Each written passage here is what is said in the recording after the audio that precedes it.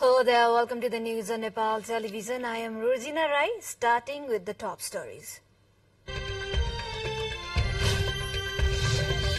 Maoist Chair Dahal lead government completes its honeymoon period, settling the coalition partnership still ongoing.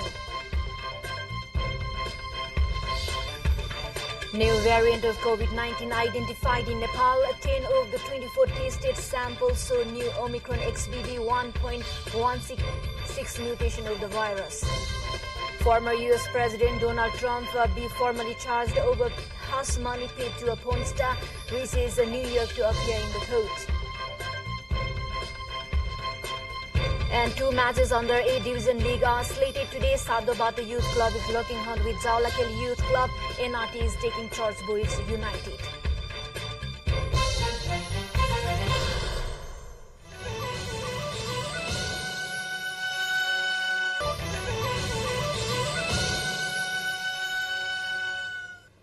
Welcome back. Now we have the news in details.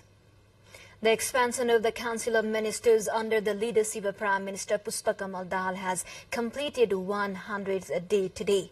Prime Minister Dahal gave 30 points of directives to the government secretaries to streamline public affairs and public service on the 8th day of his appointment as Prime Minister. His instructions were especially to maintain the quality of service delivery, promote good governance and end corruption. Accordingly, in some government offices, the experienced service users are making improvements, while in some offices, it has been found that the condition of service delivery is still the same.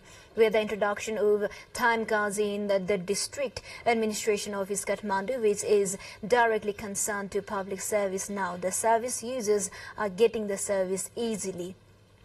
On the other hand, it seems that the service flow has improved to some extent at the Transport Management Office located in the secluded corner of Lalitpur. Prime Minister Dahal directed to take immediate steps to solve the problems faced by the citizens is getting basic services such as education, health, transportation, distribution of passport, driver's license, national identity card and submission of property tax. However, the implementation of the directive in the relevant offices was not effective.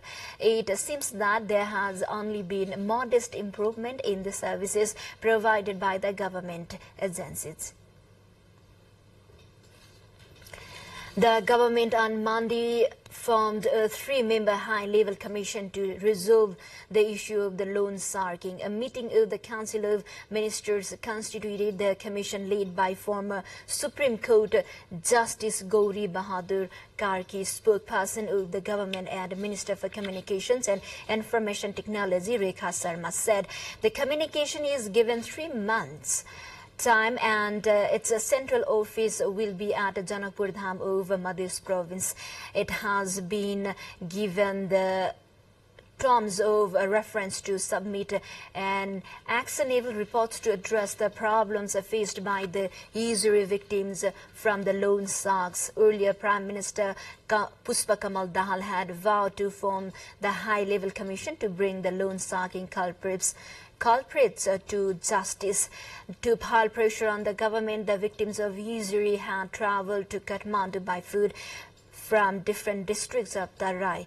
Likewise, they held talks with the government team and presented 9 points of demands in the negotiation, which were discussed in a clause-wise manner. In the discussion with the government talks team, the victim of loan sharking put forth demands such as the formation of a commission, resolution of the cases in the court and the cancellation of loan paper made by the loan sharks. In an effort to respond to the demands of the victims of illegal money lending, the government has already decided to amend the criminal code to criminalize the act of usury. The Election Commission has scheduled to lose the complaints by today against the candidates who are contesting for by-election to be held on 23rd April. Keeping in a view of a by-election date, filing the complaints has been scheduled for the day. If there is a complaint against candidates, EC has a program to investigate and publish the final list of candidates by tomorrow. Similarly, taking the candidacy back, publishing the final list of list and providing election symbol are scheduled for 6th of April. Due to the various reasons, by-election is being held at Tanahu 1, Bara 2 and Chitwan 2 according to the assistant spokesperson Surya Prasad Aryal. 24 nominations have been registered in Constituency 2, 9 in Constituency 1 Tanahu and 26 in Constituency 2 Bara. Of them, 33 candidates are from ruling party and 69 independent candidates are in the fray. We have more updates from national and international front lines. Stay with us. Time for a short break. Welcome back. You are on Nepal Television News. Now the remaining updates. The new variant of Omicron XBB 1.16 has been confirmed in Nepal as well. According to the Health Ministry, the variant rampant in India has been tested in 10 among the 24 samples sent for genome testing. The ministry had done a random sampling across the country. The ministry has said it has been opting stricter testing and counselling at the entry points along the Nepal-India border in view of the increasing cases of infection in India. President Ramchandra Paudel has extended greetings to all on the occasion of 2622nd birth anniversary of Mahabir, the founder of Jainism. In his message, the president has said that Mahabir practiced the highest form of restraint and non-violence, adding that national unity could be strengthened by ensuring tolerance and goodwill among religious, social and cultural adversities if we could follow the guiding principle of Mahabir. The birth anniversary of Mahabir is marked by the Jain communities on the day of Chaitra Shukla Trayodasi every year with various programs by the followers of the Jain religion from all over the world, including Nepal. Mahabir formulated 5 paths of salvation: truth, non-violence, celibacy, infallibility and non-aggression, and he himself followed these principles. Nepal largely depends on technical human resources from foreign countries for the implementation of big projects. According to an official data, skilled human resources required for various large projects here are hired from other countries. The Department of Labor and Occupational Safety said workforce from around 100 countries in the world are currently engaged in various projects in Nepal, and the Chinese make up the highest portion. Likewise, workers from the UK, the United States of America, South Korea, India and Japan are in a noticeable size. Since 2017, over 7,500 Chinese have taken labor permit. Similarly, 488 people from the United Kingdom, 332 from the US, 240 from South Korea, 230 from India, 190 from Japan, 116 from Australia, 113 from Sri Lanka, 98 from Germany, 79 from France and 56 from Bangladesh are working in Nepal. According to the Department Director General Krishna Prasad Gewali, there are a more number in the Chinese-funded projects in Nepal. There's the high number of Chinese workers in the country than those from other countries. We shall get back with international headliners at the side. We do have stay with us. Time for a short break.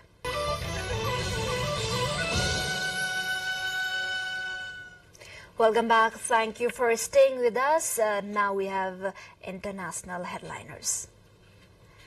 Former President Donald Trump returned to New York on Monday to face his historic booking and arraignment on hush money charges related to allegations of sexual encounters.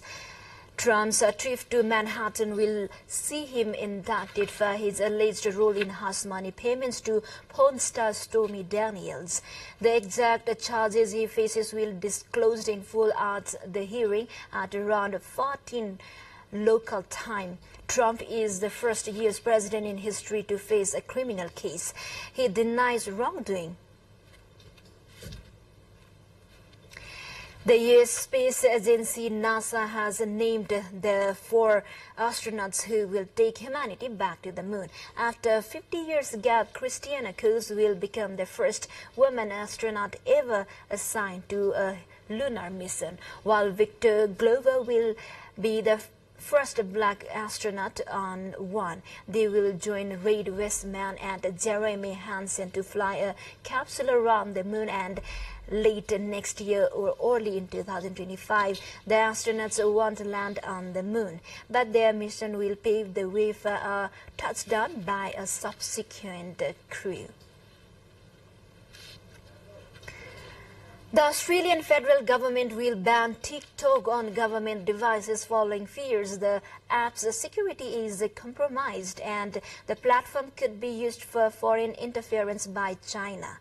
Australia becomes the last nation in the 5 years intelligence alliance to block this app, following similar decisions by the United States, Canada, the United Kingdom and New Zealand. Australia believes the potential for TikTok and other social media platforms to be used for foreign interference in government agencies.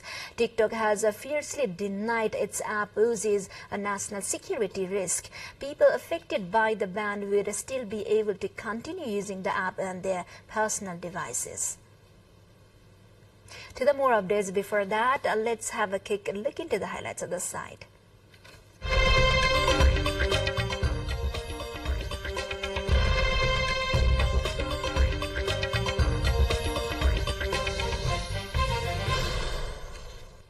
About 1 in 6 adults globally have experienced infertility at least one in their life.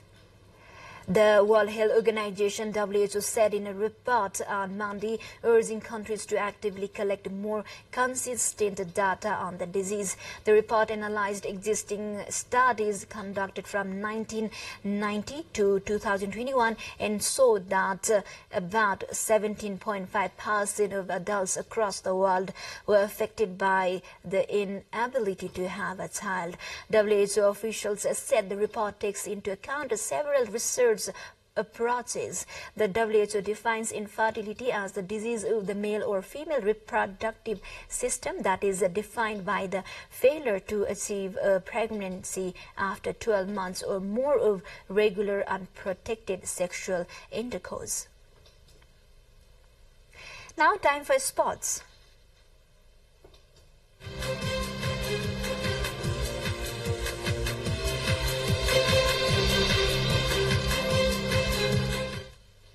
Two matches under the 6th edition of the Said Smarak A-Division League football tournament is slated for today.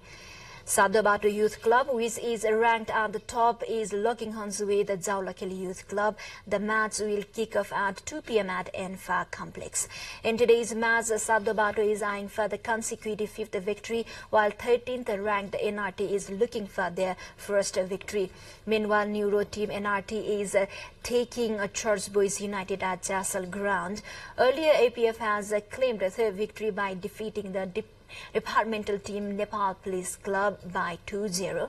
With this victory, APF has climbed over to the 5th place after scoring 10 points in 6 games.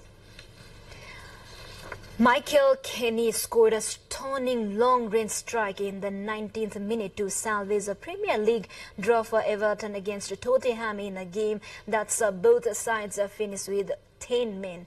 Defender Kane stepped over from the back to arrow a 25-yard drive into a top corner, the point taking Sian Dice's men out of the relegation zone. Harry Kane had given Tottenham the lead in the second half from the penalty spot after Kenny himself had fouled Christian Romero in the area.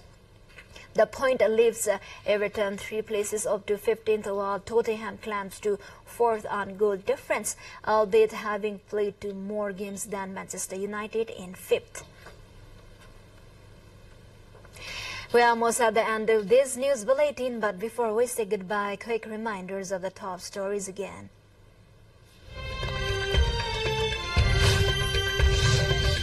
Malaysia, the Halid government completes its honeymoon period. Settling the coalition partners is still ongoing.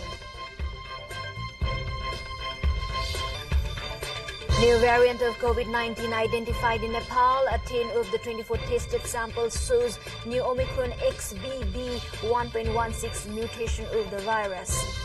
Former U.S. President Donald Trump be formally charged over house money paid to a porn star, reaches New York to appear in the court. Two matches on the A Division League are slated today as Sadabatu Youth Club is locking horn with Jaulakhel Youth Club. NRT is taking Church Boys United. Well, this is all we have for this moment. Until our next bulletin, have a good day ahead. Namaste.